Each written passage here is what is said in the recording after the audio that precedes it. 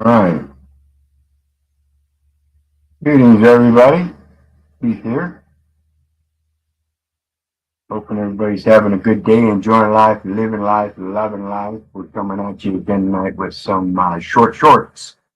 Going to do some reviews of the shorts that people do on YouTube on various different topics and just go through and make some commentary and um, kind of just a venue to let people know what I think about what's happening in the world as we see it through these venues. So, just an opinion, nothing more, nothing less, and we're going to get into it.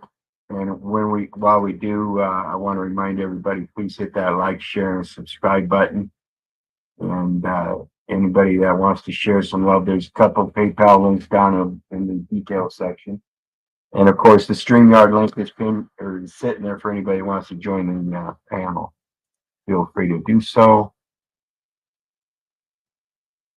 And we're going to get started with this one. Human beings need to feel needed, men more so than women, because men can't seem to justify their own existence. So, unless they're needed, useful, productive, making a difference, they can't tolerate their own being. A man, when he gets married, needs to know that he is useful, necessary, important, that he is needed. So, the worst thing a wife can say to her husband is, "Never mind, I'll do it myself." Anything the husband offers, accept it graciously, give him credit for it, even if it's not exactly what you need from him. And if you accept what he's giving, then you can move him to what you really need from him. But if you reject what he's giving, he'll quit. You emasculate him. All human beings. I hope that makes sense. To see it's a matter of coming to peace with each other rather than being a controlling factor over one another. It's a matter of helping each other along a path of change for the better for both.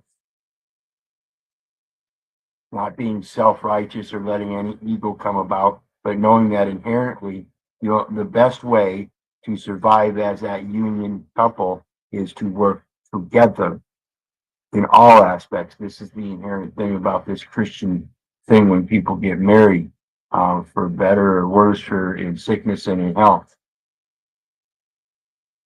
See, these relationships today seem built more on a 50-50 thing rather than 100%, 100%, each partner putting in 100%. I think that's gone by the wayside. I think that's what they used to call chivalry and things like that in romance theory. And still people want to be so romantic. It's not so romantic anymore, is it? It's all commercialized. Suckers. The next one is kind of comedy. This goes to the people that I see out in them protests, as I talk about. You really don't have a right to protest as it is.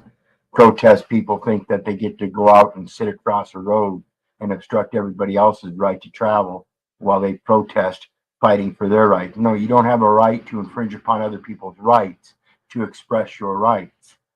Get it right.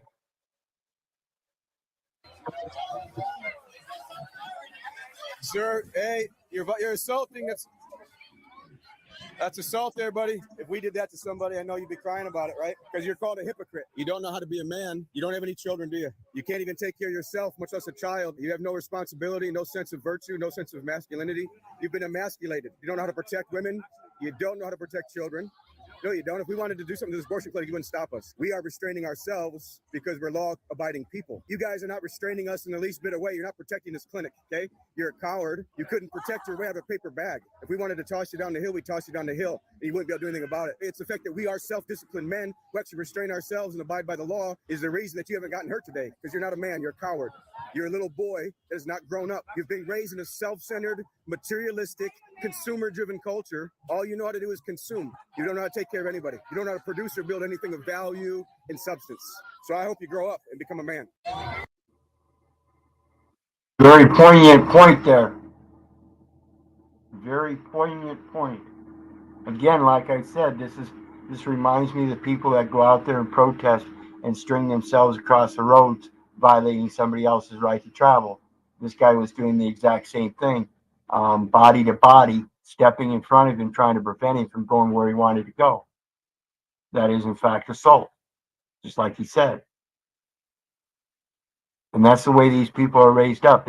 They're raised up to believe that they can violate other people's rights to try to express their own rights without having the first concept of knowing how to express those rights is by standing up to the responsibility of enforcing them. This is just fucking moronic.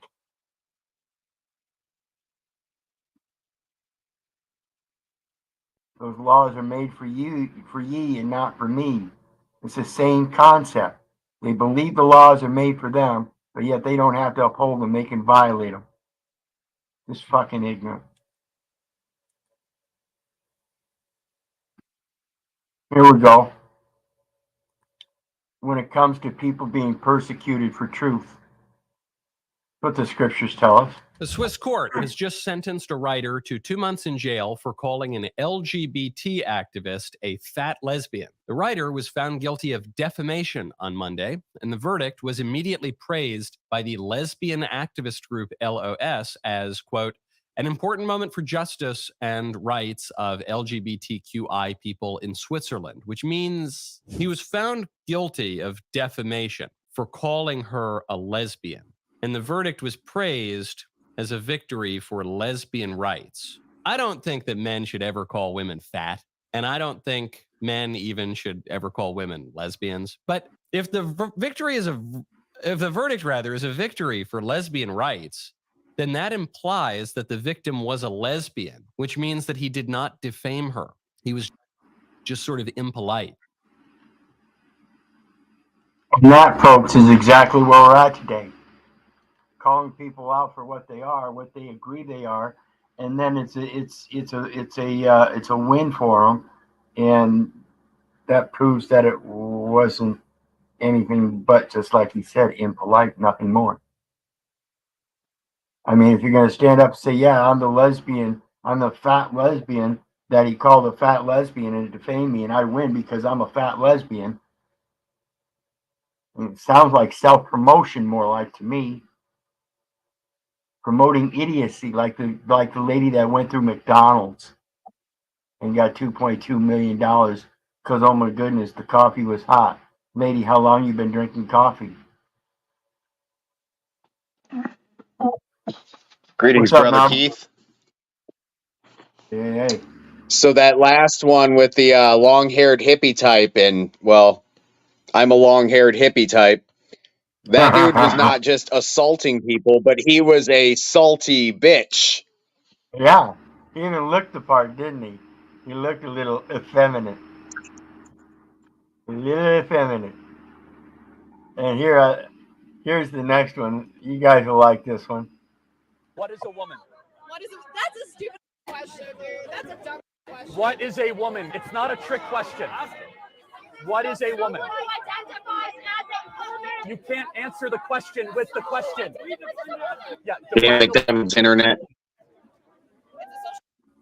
Say what? I said that's the difference. You can have long hair, but that does not mean you have to be feminine in any way, shape, or form. No, but that guy truly was. Oh, that he was a salty bitch. Yeah.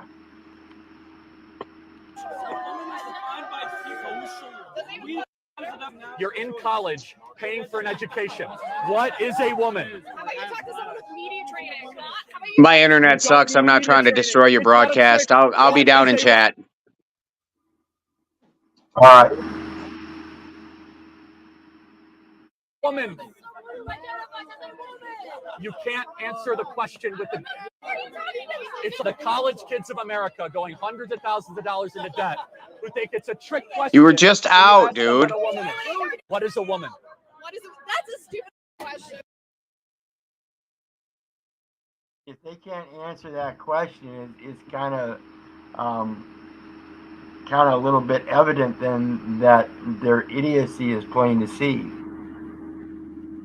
If you can't define a woman as someone like your mama that gave birth to children or can give birth to children as a female that people have known for eons to be a woman, according to scripture and writings prior to that, So it's not just scriptural, it's just natural. And these people are denying both natural and scriptural, spiritual, we'll say. It's just idiocy. Idiocy, idiocy, idiocy. Now the next one. You guys, I don't know if you guys like Jordan or not, but I have to listen to him sometimes. He makes some valid points and gets me thinking. That's all I'm going to say. I did some investigation into the derivation of the North American European public education system and found out that it was based on the Prussian model. And the Prussians produced a universal education system in the late 1800s because they were afraid they were losing military superiority, and they wanted to produce a cadre of mindless, obedient soldiers. That was expressly the purpose. And then that model was adopted by corporate types mostly who wanted to produce cadres of obedient workers. And that's why the desks are in rows, and that's why there's factory bells, and that's why it's top-down leadership. And it's worse than that, because the people who built the schools were consciously aiming at eradicating the will of the students who were part of the system because they wanted them to be obedient. Now, there was a demand for factory workers at the time, but that as a model, especially now in the modern world where things change so quickly and people have to be dynamic, it certainly has nothing to do with the way people live now. But the education system hasn't changed, except perhaps for the worst, in 150 years. I did some. And so when we think about that, I want to point out to people, I've spoken on this before, that's what our public education system is modeled after, is that Prussian military reform. And it operates the same way.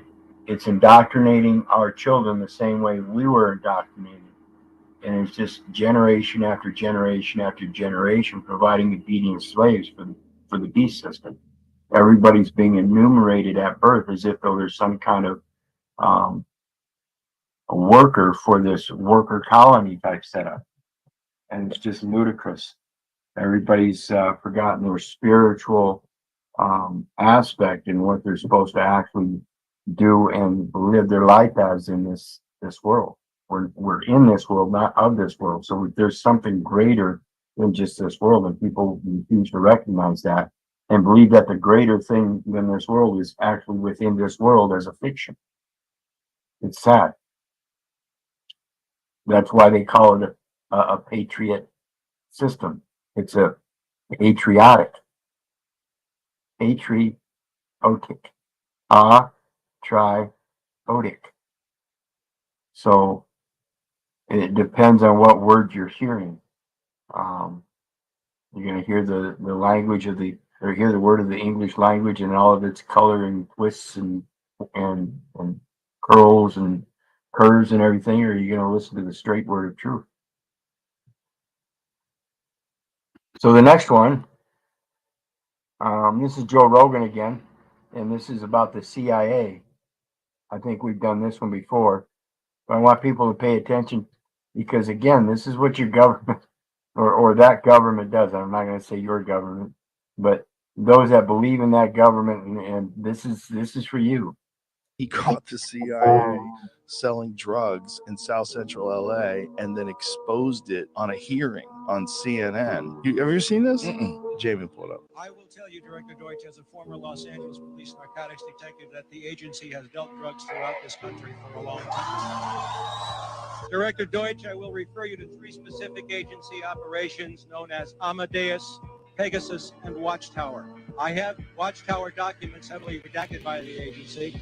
I was personally exposed to CIA operations and recruited by CIA personnel who attempted to recruit me in the late 70s to become involved in protecting agency drug operations in this country. I have been trying to get this out for 18 years, and I have the evidence. You should immediately bring that information to the Los Angeles Police Department. I did bring this information out 18 years ago, and I got shot at and forced out of LAPD because of it. It's wild. He caught the CIA. You're in there right, folks, and it's still out there. This is still in public domain.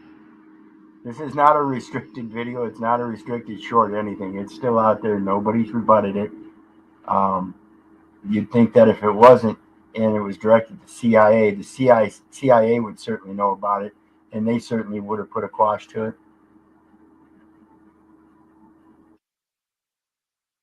You got to think about these things. And again, yeah, this is public media.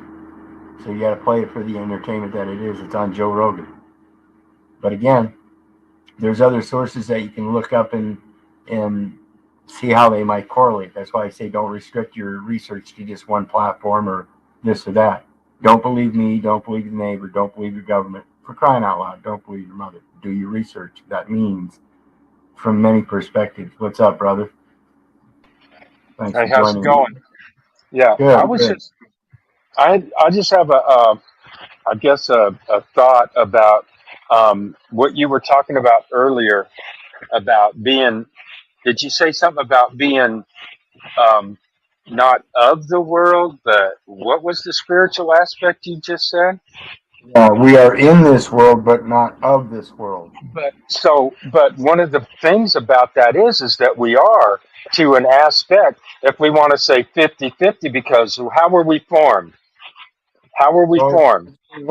it's when one recognizes the two become one. There's a spirit body and a manual body, and that's what I'm talking about.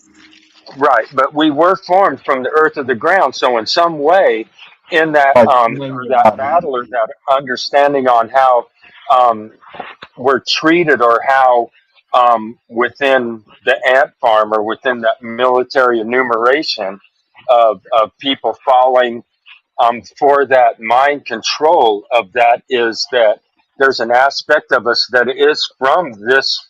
It's from this. That's how we were formed, from the dirt of the ground. I mean, Yeah, we're and that's a reference to Jeremiah 1:5 again, because he formed us before he formed us in the belly. He knew us. So that's that spiritual body in its development. Then when that seed was planted in our mother, there was the manual development. Then when the man was discharged of his mother's waters and he took his first breath, then became the full spiritual essence.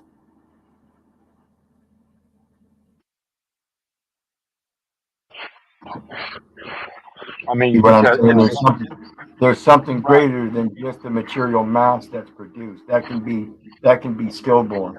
But when it takes its first breath, there's a spiritual essence present, and everybody knows it. right. But I mean, people also, it's like that in that aspect of the denial of that, or that not coming Right. to an accurate knowledge of it, an accurate knowledge of that. We don't. Right. And then It's being like able that. to present that. Right. Right. That we, it's some like I think there's something that's like we're not supposed to, or we don't really wrestle against flesh and blood, right? We wrestle against the spiritual aspect of everything in it. Even though, like we've seen that where they're saying that that guy was a sassy cracker or whatever, sassy person or sassy bitch, of understanding that that spiritual essence within that person with the long hair to what he was doing, whether his formation was from the ground or from his inability to understand that what you said, we knew him before, and then the seed Right. was Knowing planted. that there's a spiritual presence there first and foremost. Without that Right. spiritual presence, you wouldn't be taking a breath. That's the very breath of God, the breath of life, the breath of love, the breath of peace. Because why would we be formed into this body?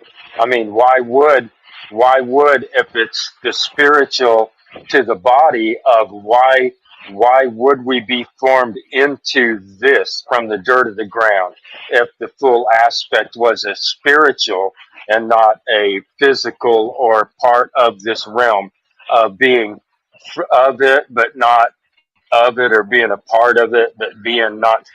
It's hard to in some way for me it's hard to recognize. I know there's a difference, but we're still formed in this way. This is a part Right. of who we are. Right. And that's another aspect, when it comes to the material world, that it relates to the Trinity as we think of in the spiritual world, the Father, the Son, and the Holy Spirit. And in the material world, it's organic material, which is made up of carbon, oxygen, and hydrogen. Material world, the organic material is made up of carbon, oxygen, and hydrogen, and that's the trinity in the material world. You can't take anything with you, any of that with you when you return to the spiritual world where you were first created. Before you were formed in the belly, he knew you. That was the spiritual creation. The word in the beginning was the word. So the word is your breath. Every word, actions speak louder than words. So let every breath be careful to maintain the good works that are profitable unto men. Right. Yeah, I believe that in my thoughts are the way that I think is when people say that they don't believe in prayer or whatever. Within me, I feel that every word that you actually utter is a prayer in itself. It's, You have your words form toroidal currents.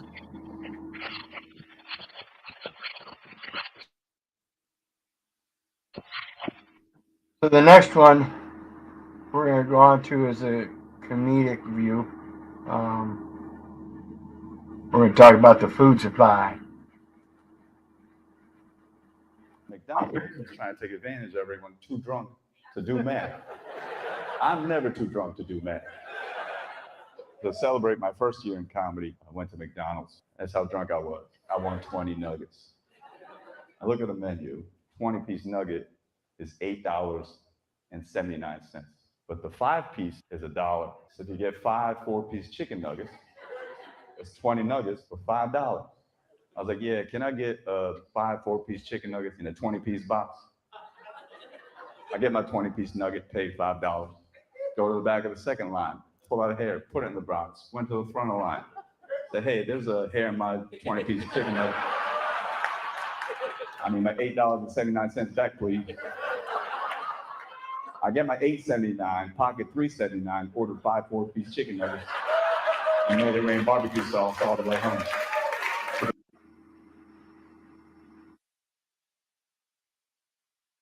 You guys catch that math?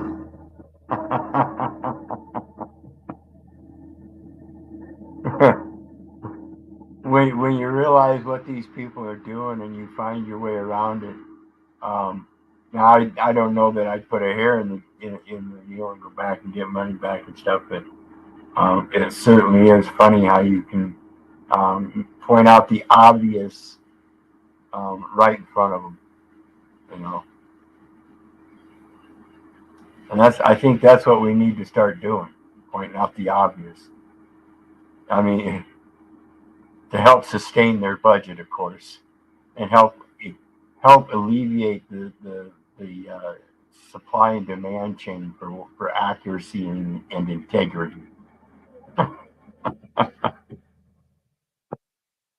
Again, we got Jordan Peterson here again, but me and I did my little series on Hitler's willing executioners.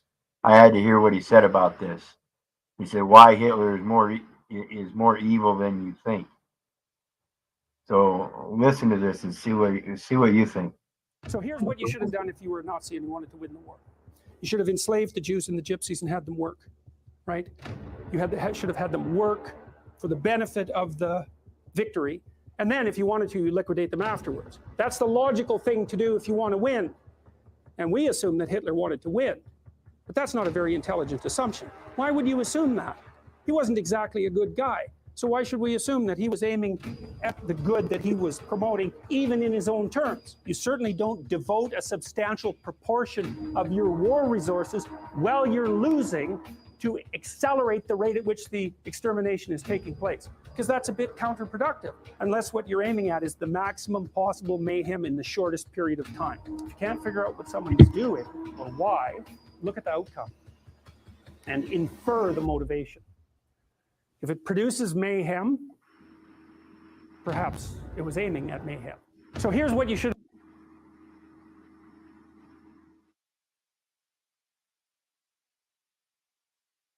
You guys understand that?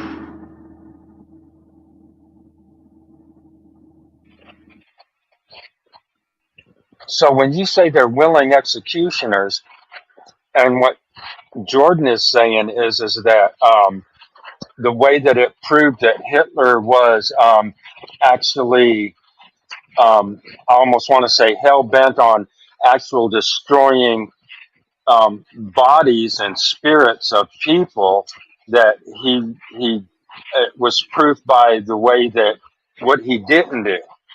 Like he should have used them this way. Right. And it was more like it comes out more in the sense of a purge. That Hitler's willing executioner, you get other people to purge society for you. That's grotesque. And he did it by using mayhem, confounding it, creating the image of mayhem in a population's mindset. Propaganda, indoctrination, public education. It's not inspiration. He didn't lose. People did. Germany did not lose, people. People did. When we talk about Hitler's willing execution, let me make it known. My grandparents came over here from the Germany after the exodus of World War II. They immigrated to the United States. They were Hitler's willing executioners. That doesn't mean I am. Realize the greatest suffering is the people, not some race or genealogy. Next one, we got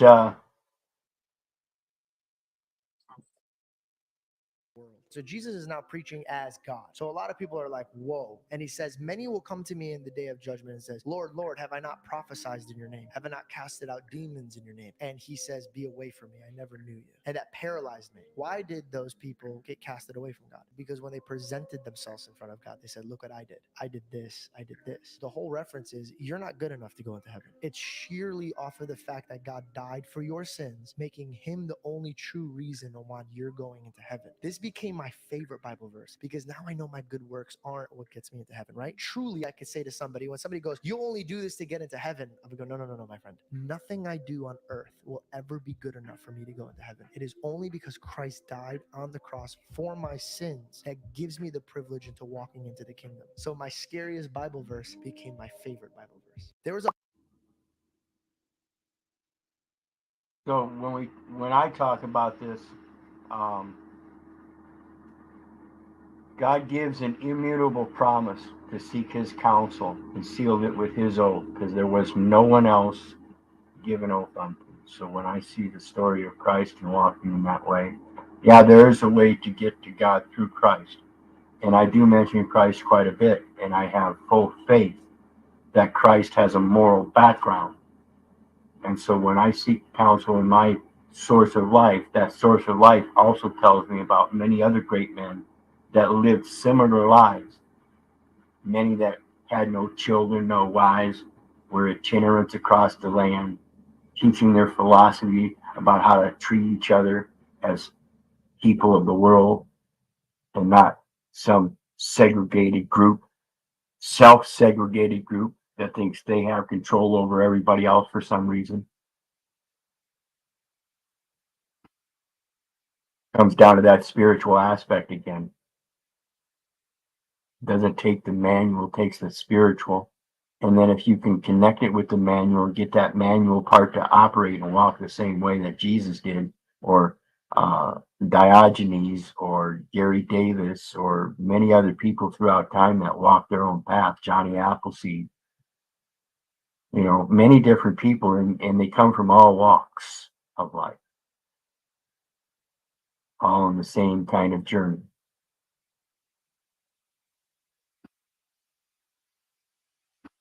So the next one, I always like this guy.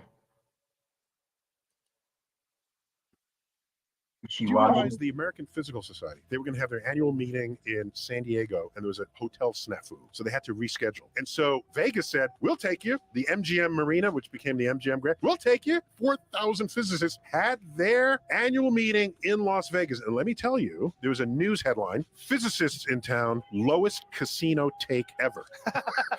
Physicists were told to never return to Vegas. Do you realize? And that's kind of like when it comes to telling this truth stuff, you know, trying to show people the sources of all the information that I've been researching and everything. People don't want to listen to that. It doesn't draw crowds. That doesn't draw people and their attention. So again, I want to take a minute to remind everybody I certainly appreciate your support here. And so please hit that like, share, and subscribe button. There's PayPal links down there for anybody who wants to share some love. And of course, I can drop the StreamYard link again for anybody who wants to come up.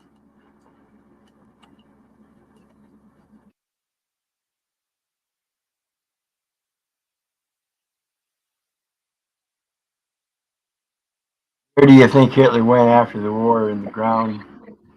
No, to make money. No, to make Disney. To make Disney. Very well could have been. I mean, he worked with what's his name in the NASA space designs and stuff. The next one, I don't remember what this is, but it's got old Will Smith in there, so I bet we're going to see some beta cucking. Let me see here. And it says Andrew Tate slaps Will Smith. See what happens. I don't like how all of this came to be. No, she doesn't like how all of this came to be. Poor Jada. Me. I don't like how this came to be. You sucked his and now you're complaining about your own actions, that people have pointed out to you your own actions. I would have been like, everything you've said so far is asinine, childish. Just say right now on camera, I cheated and sucked during a marriage. Just say that. We can end this red table talk. I don't want to go about your feelings. I don't care how you felt when you sucked. Happy blowjob, sad blowjob. Doesn't make a fucking difference to me. I don't know what you think about old Tate here, but I think he was kind of spot on. You know, if your woman cheats on you, you don't go beta cucking to her in an interview and play to her feelings. You know, that's when you say, "Listen, bitch, you suck some dude's cock," and admitted it in public. You're the whore. What are you doing interviewing me? I want to know more from you. Was it good? Was it big? Did it taste different? You know, this is the kind of shit that we deal with when we look at all these movie stars for eons. See, this isn't just new because of the movie theater stuff. This is theatrical performances in public that people have been watching. People wearing makeup, not just women, but people wearing makeup out in public to make them look fantastical, catch attention.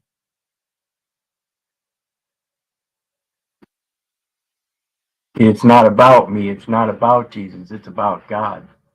Neither Gentile nor Jew. Makes no difference. What do you think, brother?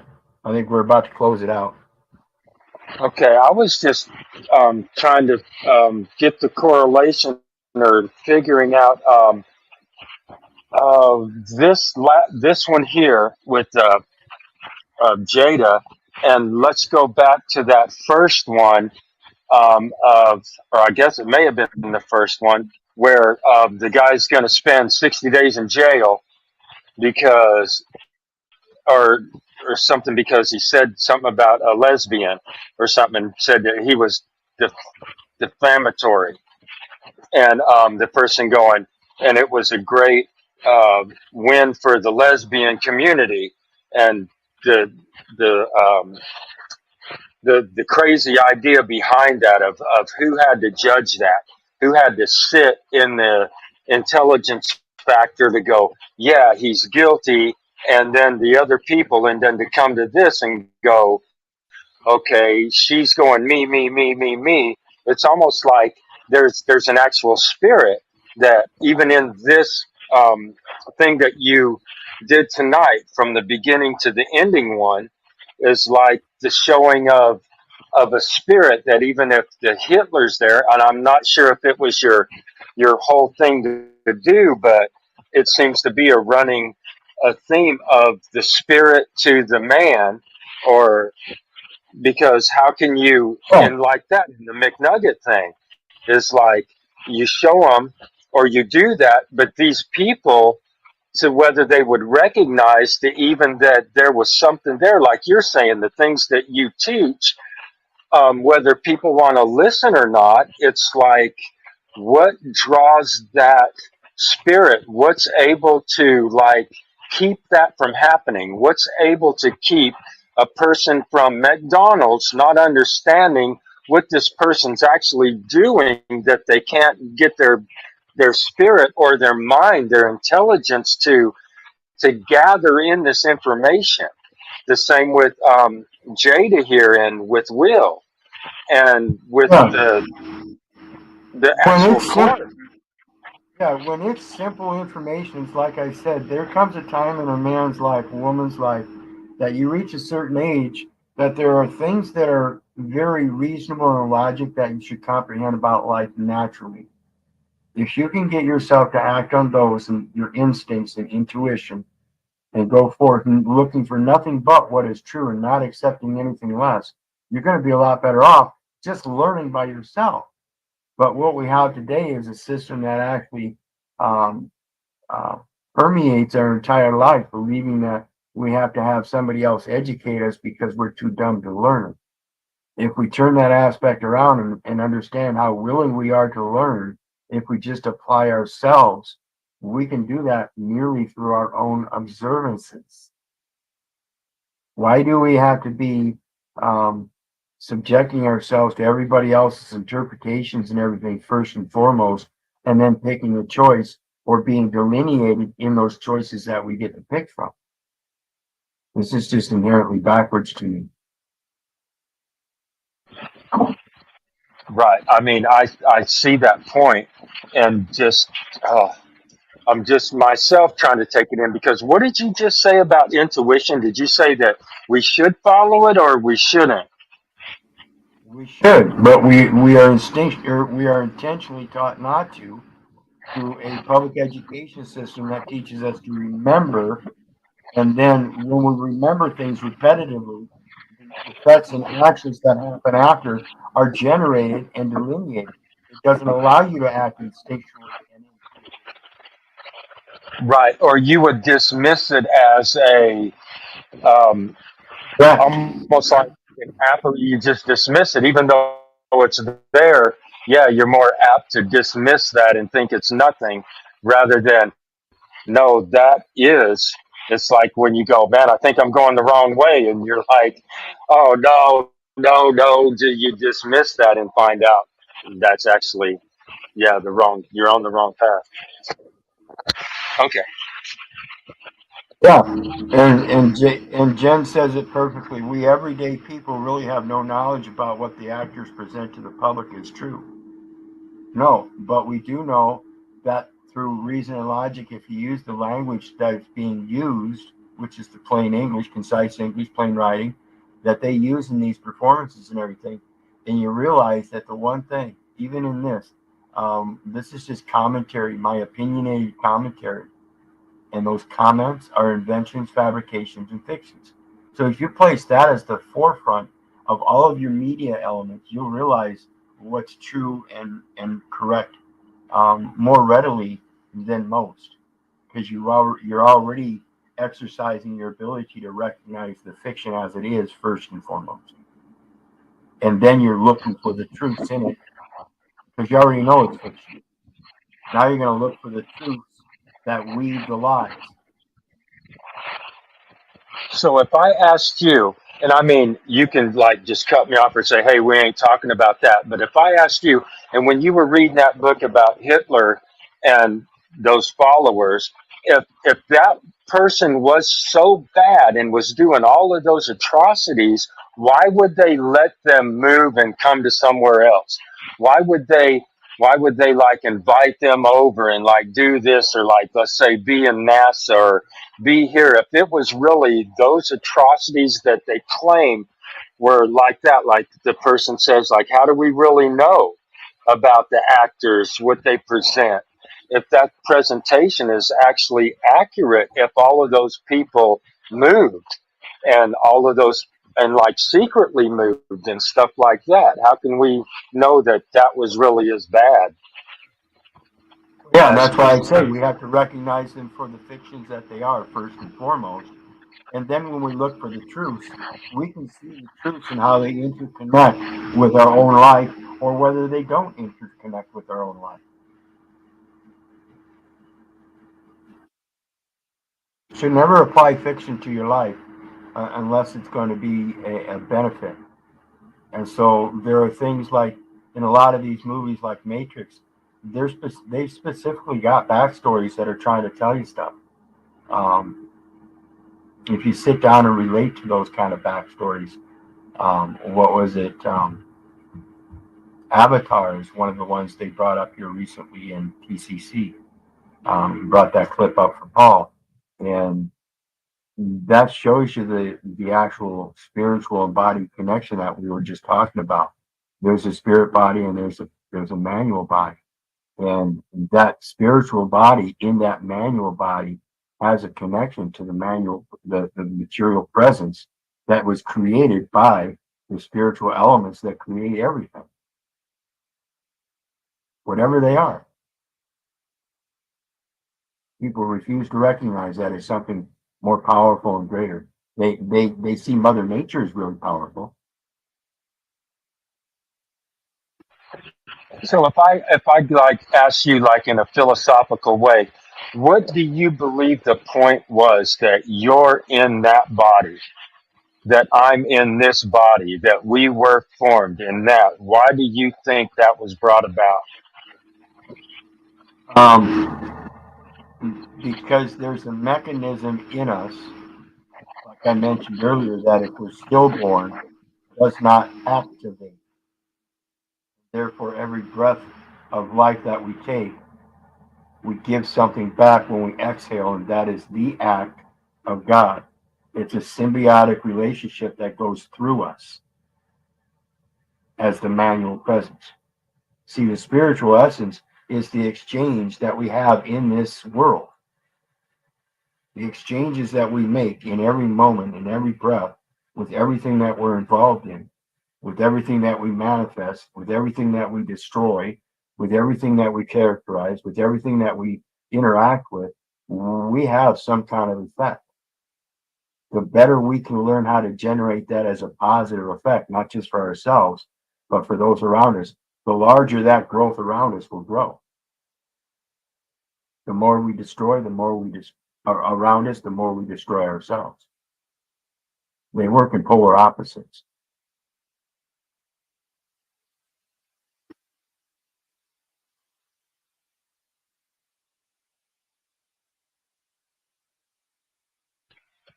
Okay. Kimmy says there is dark arts telling lies and half truths to get people to do things that harm themselves. Very well could be. But it could just be, again, idiocy, not knowing, and that's the effect. People doing things that harm themselves. Again, in that, it falls on to the people that are harming themselves.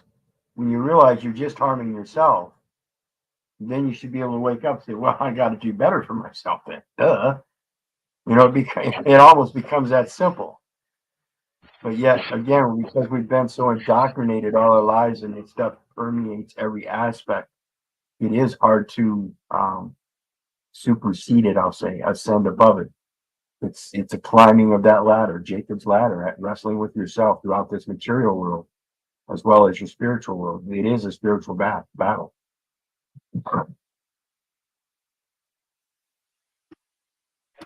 Because in some way, I guess it would have to do with an ego.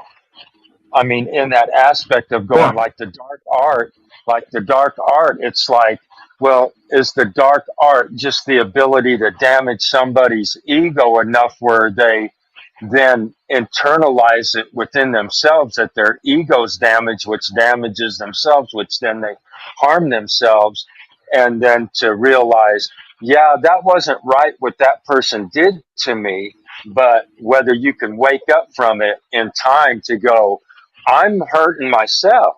there comes that responsibility within yourself that it's like, I'm damaging myself. It's me not being in control where I should be. It shows that I've lost control of when you're willing to give up that private intent for the intent of the good as a whole, and realizing greater truths above and beyond your own selfishness. But again, it takes that ego that we're talking about to overcome itself and submit that will to the true will of the good. That's it. When we overcome that ego, we get rid of that mischievous part. I don't want to call it evil or ill intent, but the mischievous part of doing things in a childish manner, immature, without thinking, just because we find certain things kind of enjoyable. But again, those things that we're enjoying are in an immature and childish manner, such as making fun of other people and poking fun at things in life like that. When in fact those conversations can be generated in a better aspect, and that's all it really takes. Again, it's like we were talking about earlier with the words that we speak. They create toroidal currents, and we can actually manifest relationships with them. I used to do it when I was 10 years old, doing that paper out. I manifested extra relationships out of it just because I had a certain will in me with an intent to make things better for myself. Rather than tripping all over the icy stairwell, I'll offer to do his sidewalks for him as well as delivering his paper that I already do. So, hey, summertime come along, I see some long lawns. Hey, I'll mow your lawn for you too, you know? So it comes down to your will and the effect that you have as your intent. Is it just for your own good? Is it for the will of others? How far is it intended to spread? Are you willing to feed a man for a day, or do you want to teach him how to fish for a lifetime so he can eat for himself? Or are you going to pass on that intent to teach others as well? Because that's the true profit. That's the true benefit. Welcome again, Nubs. I just had a quick question for the gentleman. I can't see the name, so I do apologize. You were talking about other people's actions and how that affects you. Isn't it our job as human beings to, how do I put this? To manifest ourselves in a manner that is befitting of gentlemen or gentle ladies, and therefore negating the ability for anybody to affect you. I guess what I'm getting at is some of the most traumatic things that have ever happened to me have been defining moments as to who I actually am, much like the divorce that I was talking about. That was the best damn thing that ever happened to me, and it hurt the most, or one of the most things that was most hurtful. I can't base my life on what she did. And if I did, then I would be still a destroyed man. If that makes, does that make sense to you, sir? I'm going to add in there that when you claim it was the best thing that happened to you, I mean, in that aspect of going, see, it's like when the crash happens, it's like an accident. Like, let's just take it to an accident that somehow this crashed. We just had a crash. Now, out of that crash, let's say there's some mangled something, or somebody gets mangled, or this and that, and how you have to look at that person, how you look at your life, how you look at now what road you're going to go down if you can't go down that because that person's not there anymore, because during that crash just they got taken away, they're out of your life. So in those traumas that you're talking about, I do believe that in some way they have a habit of define. I mean, I don't know if it wants to put it as they define a person, or in that effect that they have on a person of that person being able to go, like you're saying, well, I'm just going to say this is the best thing that's ever happened to me. I'm going to look back at everything and I'm going to go, that's the best thing that's ever happened to me. If that is a healing of an ego so that that person can move forward, so that, let's say, that dark energy or that dark force doesn't have control of them, so that it is now the best thing that happened, because that in itself stands taller, that stands up. It allows that freedom for you to move forward instead of being like plowed under by what you're saying, because I've been through that same kind of a traumatic experience, and in trying to divine it is it's like to say that I was too out of my ego. As if I said to you, I feel that when I went through it, I'm coming out of it going, I think that I was too far out of my ego. I didn't have an ego to protect me. I didn't rely on an ego to be my monster that could stop all that damage from happening to me. That I was in it for the good and for the love, and it was the unconditional love, and putting that forth and putting it out. And whether it drained me, where that ego wasn't there to go, that's not right. You can't treat me that way. That's not right.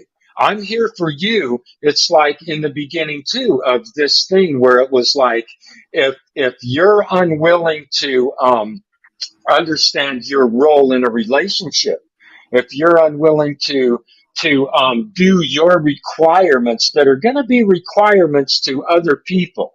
See, this is in the full thing, is that man was talking about requirements that if in a partnership, if a woman or somebody does this to a man, if they know it or don't know it, whether they're emasculating somebody or not, but it's a true fact that happens. That happens. So whether or not you can fight against it or bring up a monster against it, that person that was tongue lashing, that person going, man, you've never been a man, you don't know how to be a man.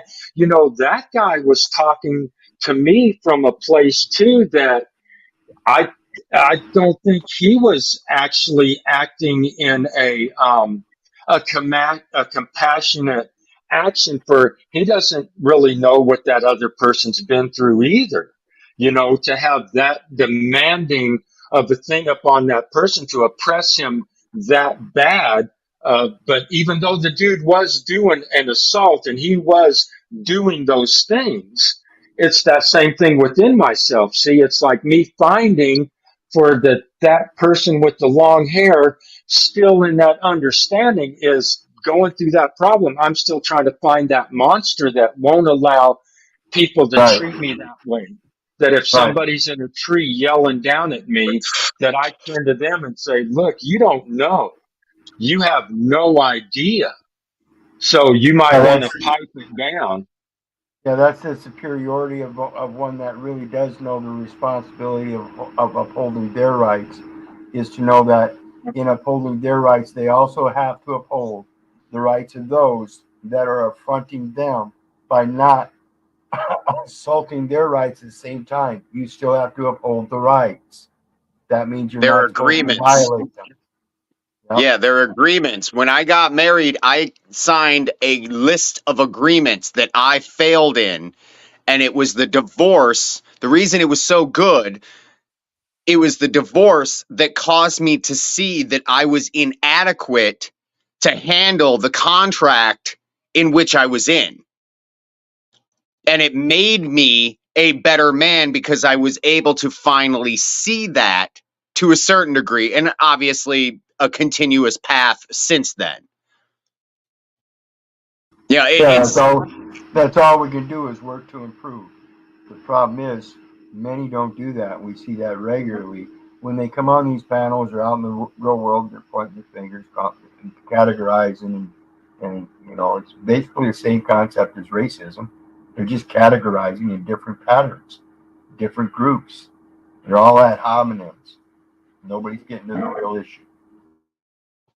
And it's only the hatred towards oneself that causes you to lash out. If I were to say, Wizard, you look like, it's only my perception that says, Wizard, you look like. That's my perception. That's not your perception. Your perception is totally different. 100% totally different. Now, if he came on with a little funny mustache and then was playing a bit, then obviously he looks like, because he's playing that role. He's made up or make up that aspect. However, when you're dealing with real men will look out for the other just as much as the first. And you had made a comment that it's a 50-50 or something along those lines. It's not a 50-50. It's 100%, because if I don't give 100% of me, I've robbed me, not and that's what anybody I'm else. saying. Yeah, it's got to be 100-100, because it doesn't make sense to come in 50-50 if you've been putting out 100% for yourself. What happened to the other 50? Right. You know what I I'm think saying? my 50-50, what I meant about 50-50 was us being formed by the ground in our body that we have, and what we have to do and how we have to manage that to a 50% spirituality thing.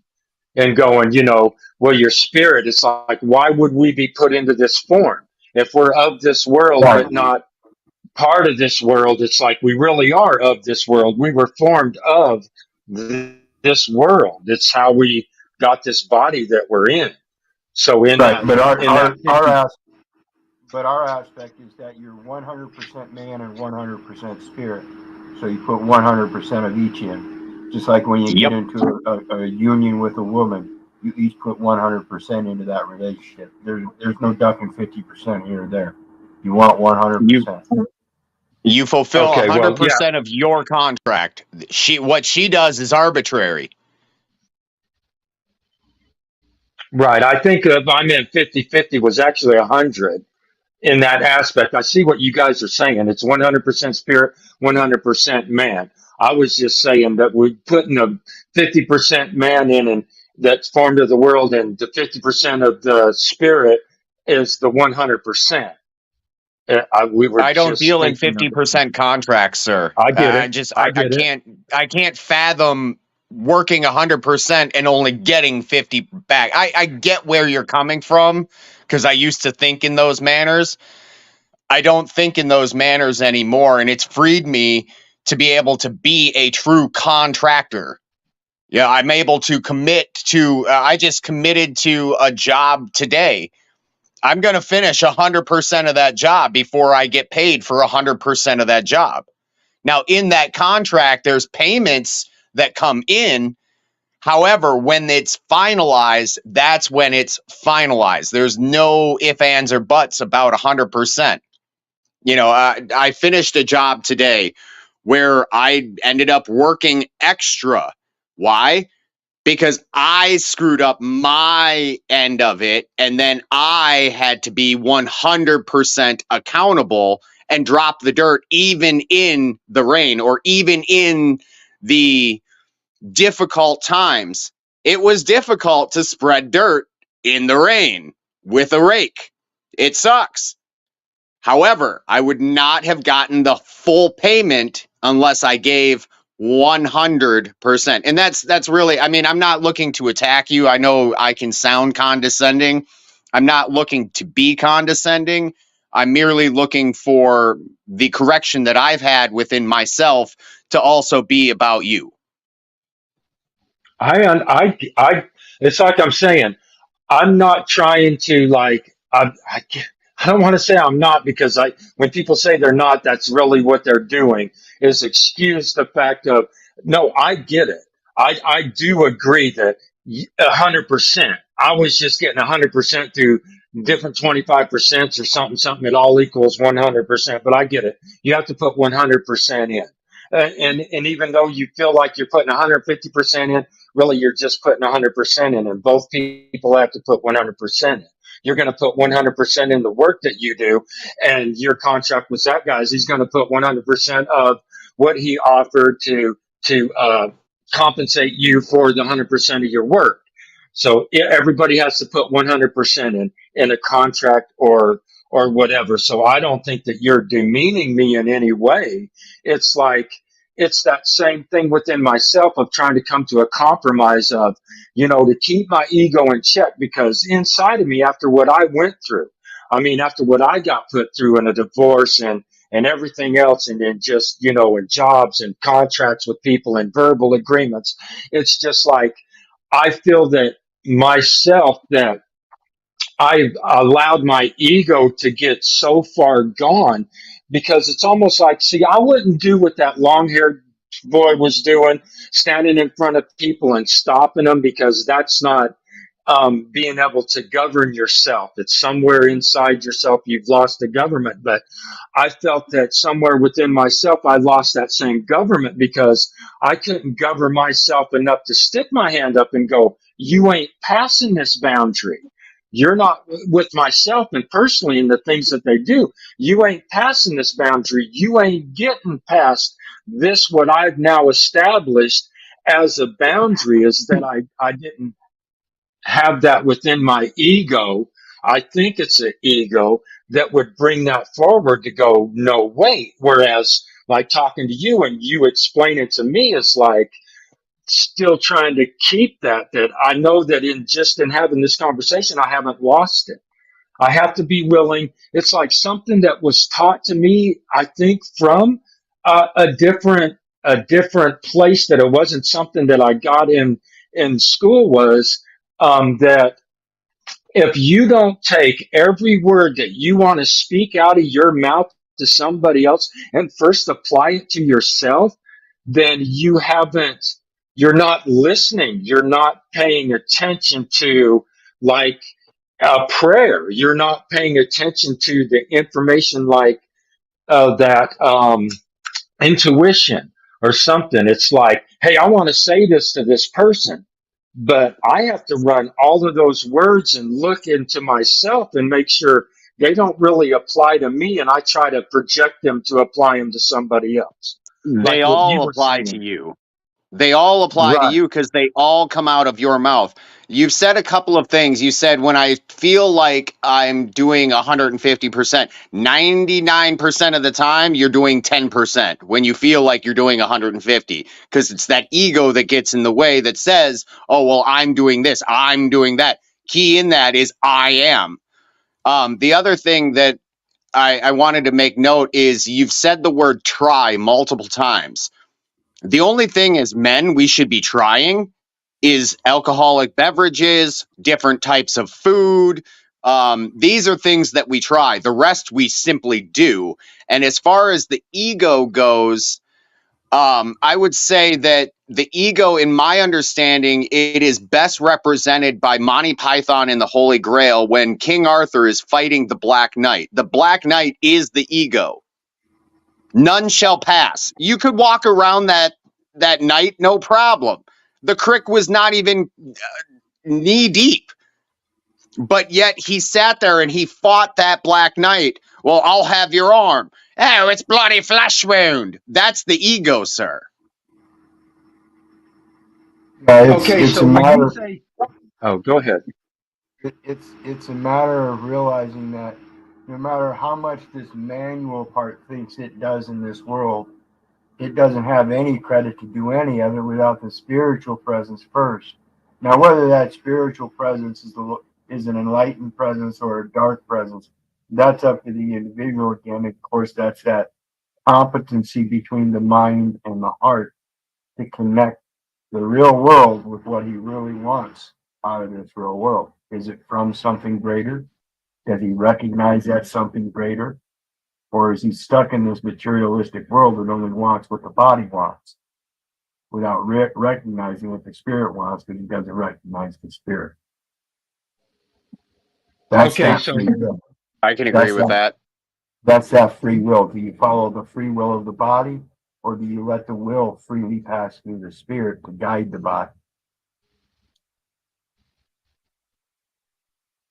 Go ahead. So, Nubs, when you were saying, you heard me say try many times, like I'm trying to go back. See there, now I said it. So now I'm trying to catch myself. See, well, it's because You to can't me, try to there's catch something yourself, sir. right. You'll No, that's fall. what I'm saying. Because with me, when somebody says try to me within my knowledge, it's like it's just another word for you failed. See, I tried to do it means I didn't do it. I didn't. So like when you're saying, you said try, I I attempt in some ways to use different words, but because I know within myself, try to me is just another word for failed. But a lot of people want accolades for that because sometimes you even find it within yourself. It's like if you said today, I tried to level that out. I did it with water and mud and a rake, man, and I put forth the effort. But there's a difference in putting forth the effort, see, and that's where sometimes the word try gets confusing within. I put forth effort to complete it. So that means I tried, but it also means that you fell short of the mark. If But you you still remove that want word, compensation. if we all want participation trophies. I'm from that generation where they started giving participation trophies, and hey, I got a trophy for being there. I didn't do anything. I played basketball when I was a kid. I was on the court 1 or 2 times because I sucked. More But I prizes got a for trophy. everyone. I would strongly encourage you, sir, to remove that word from your lips, because if it's not there, then it cannot be associated to you.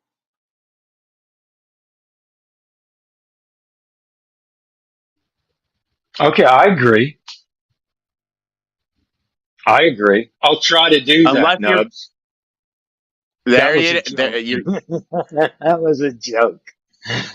But I mean, if we're gonna try things, let's try food. I will gladly try food. There is some delicious food out there that I have not tried. I'm sure Timmy could cook a meal from his area that I would be flabbergasted by. Just enjoying the whole thing. That is where we try. But in life, if we try, we set up for failure. That's something that I tell my son all the time. When you try, you are failing. Every time. No matter what it is. You are absolutely failing. I do something, I have some I agree. form of success. And every time I do it more and more, it seems the more successful I get. So it's the perspective of how you look at how you do things and what it really is. So you can look at that record down at the courthouse and see me as a failure all you are. You know what I mean? Failure that's free is not a failure to me. Yeah. All right. Well, with that, guys, I think we're going to shut her down. What do you got for shutting her down tonight? Closing words for me is get rid of the Scaligerian dialect and learn what actually happened in history and take a broad aspect of it. And you'll find all sorts of things that you're like, wait a second, why is Sweden called Dan? Ah, maybe there's a connection. There you go, brother. Absolutely. Absolutely. Thanks for coming up, brother. Okay, my closing words are I'm going to have to get on understanding what that dialect you said. What was the name of that dialect? The Scaligerian dialect is the Yeah. presentation of history through a gentleman by the name of Scaligerian, and it's via the Roman Catholic Church. It's their perception of history. There's extra years. There is extra all sorts. There's entire dynasties that never existed.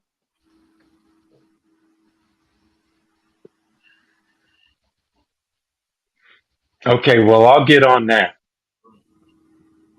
I'll try to, because that There's was something that you're leaving as a closing statement. So, I'm not out to try to, oh, shoot. Woo. See, I caught it. Well, I said it, but I caught it afterward. So that's It good. takes Nubs. about 2 months to Yeah. get it out of your mouth. I will give you, at least for me in my experience, It takes about 2 months, and then you need to be ever diligent to be there. Okay. Thanks, Wizard. Thanks for letting me come up. So my ending Time, word. guys. Thank you. All right. All right. Well, thank you, brothers and sisters. Again, I appreciate all your support. Please hit that like, share, and subscribe button on your way out. And of course, there's PayPal links down below for anybody that wants to share some love. And you know that I love you. I don't give a rat's ass whether you love me back or not. So may God bless you and have a good night. We'll see you next time. Bye now.